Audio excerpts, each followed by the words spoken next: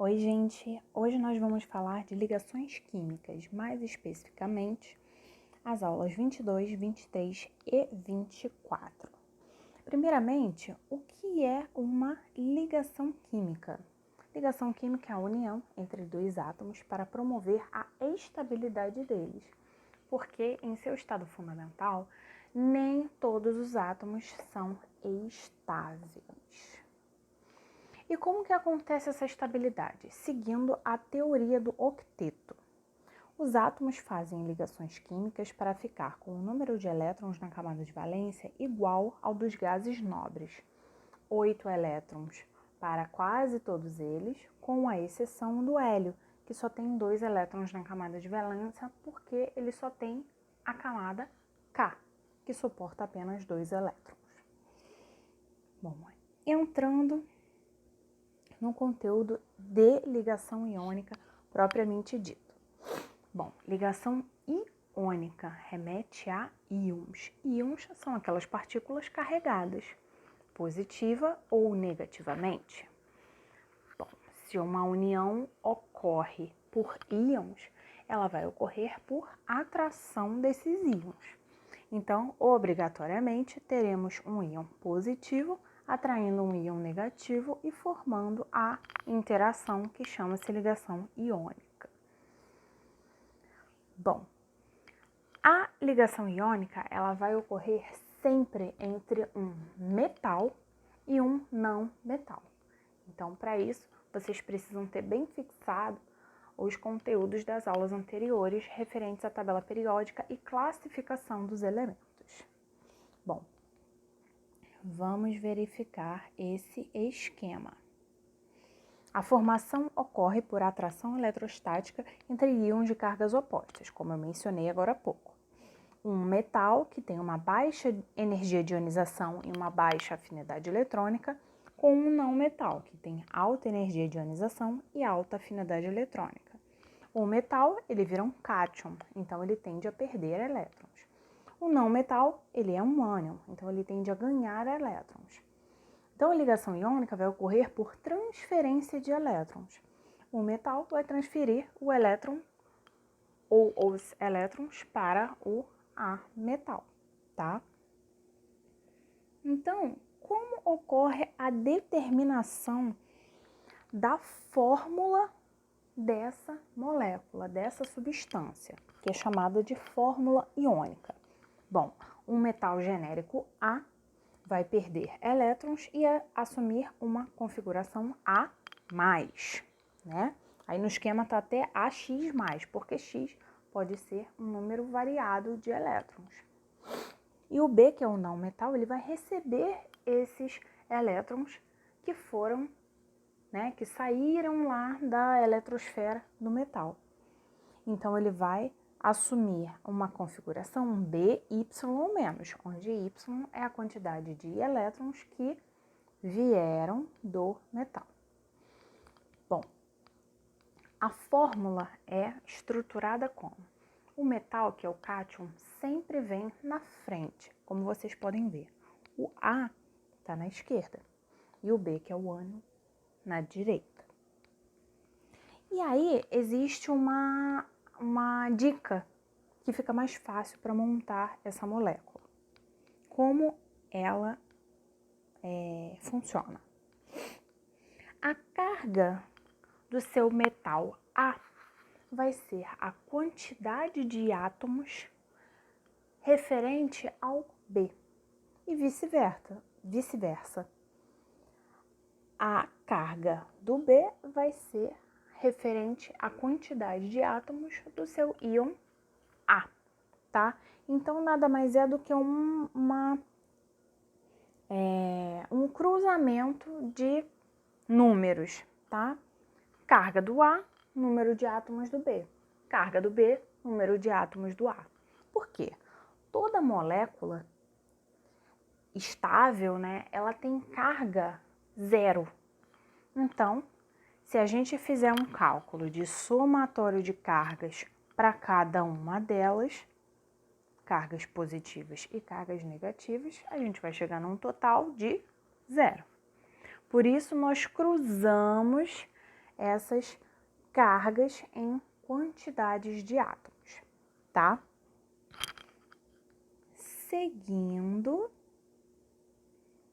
para as características, ou seja, propriedades dos compostos iônicos.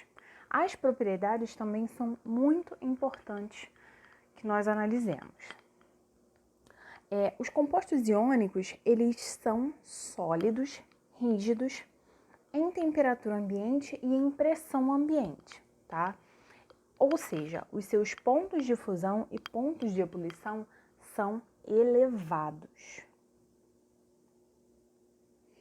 Esse exemplo aqui fala do modelo de retículo cristalino de um composto iônico, sendo as bolinhas verdes os ânions e as bolinhas roxas os cátions. Como eu falei antes, elevada temperatura de fusão e ebulição não conduzem corrente elétrica no estado sólido, mas conduzem corrente elétrica no estado líquido e em solução aquosa. Por quê? Porque aquelas cargas vão estar ali distribuídas e flutuando ou nadando livremente na solução. Se você tem cargas, você tem condutividade elétrica. Baixa resistência aos impactos, quer dizer o quê? Que eles são facilmente quebráveis, tá? Com isso, a gente fecha esse resumo sobre as ligações iônicas, tá? Vocês têm aí uma atividade para realizar, tá? Questão 1, questão 2, 3, 4 e 5. E as atividades da plataforma. Tarefa mínima, tarefa complementar, a leitura do livro-texto também é muito importante para a compreensão. Tá bom, gente? E agora seguimos para a aula 24, que é referente à ligação covalente. A ligação covalente também tem o objetivo de estabilizar os átomos, mas com um formato diferenciado da ligação iônica, porque ela não ocorre por transferência. A gente não vai ter íons agora, tá? A ligação covalente, ela vai ocorrer por compartilhamento de elétrons. Então, os elétrons serão de 2 átomos ao mesmo tempo. Ocorre um empréstimo de átomos, tá? De um modo geral, os átomos participantes compartilham elétrons de modo a atingir a configuração eletrônica de gás nobre. Independente da ligação ser iônica ou covalente, ela segue a regra do octeto. Bom, na ligação covalente, nós teremos 2 não metais interagindo entre si, ou seja, ligando-se entre si. O exemplo que a gente tem aí é da molécula de hidrogênio, H2. São 2 não metais. Bom, o hidrogênio, ele só tem uma camada eletrônica. Então, ele fica satisfeito com a configuração de gás nobre hélio, que são apenas 2 elétrons na camada de valência.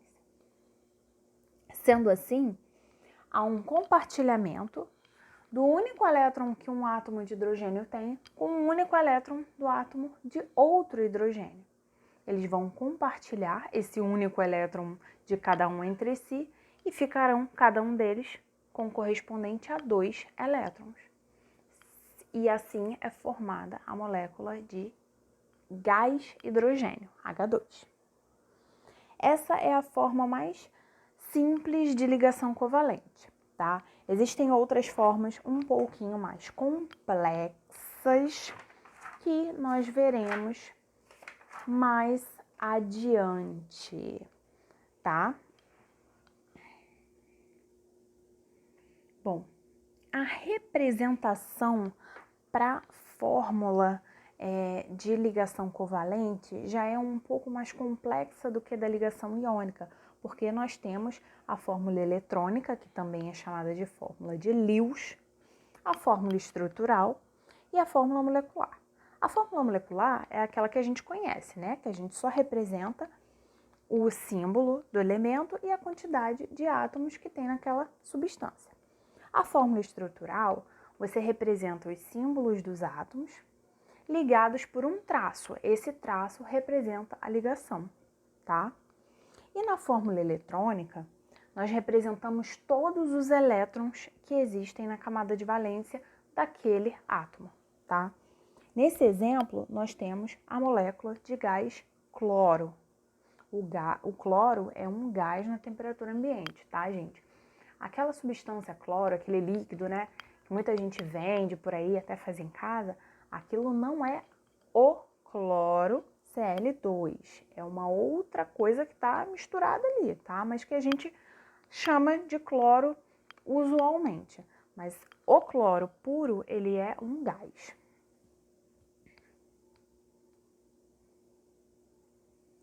Essa parte é bem importante porque nós podemos ter vários tipos de ligações covalentes. A ligação A-A é uma ligação simples, só tem compartilhamento de um elétron por parte de cada átomo. Na ligação dupla, são 2 elétrons de cada átomo que estão sendo compartilhados entre si. E na tripla, 3 elétrons de cada átomo que estão sendo compartilhados entre si, tá? Bom, eu não vou me estender muito com relação à ligação covalente agora, porque já seria mais adiante, eu já deveria passar para o capítulo da aula 25. E aí o vídeo vai ficar muito extenso, o conteúdo vai ficar muito extenso para vocês. Então eu vou deixar essa parte de ligação, do restante da ligação covalente, para próxima semana, junto com a parte das ligações metálicas, tá bom? E aí, seguindo, façam a atividade também da parte da ligação covalente, questão 1, 2, 3 e os exercícios, tá? Também façam a leitura do livro texto e as tarefas da plataforma. Tá bom, gente? É isso e até mais.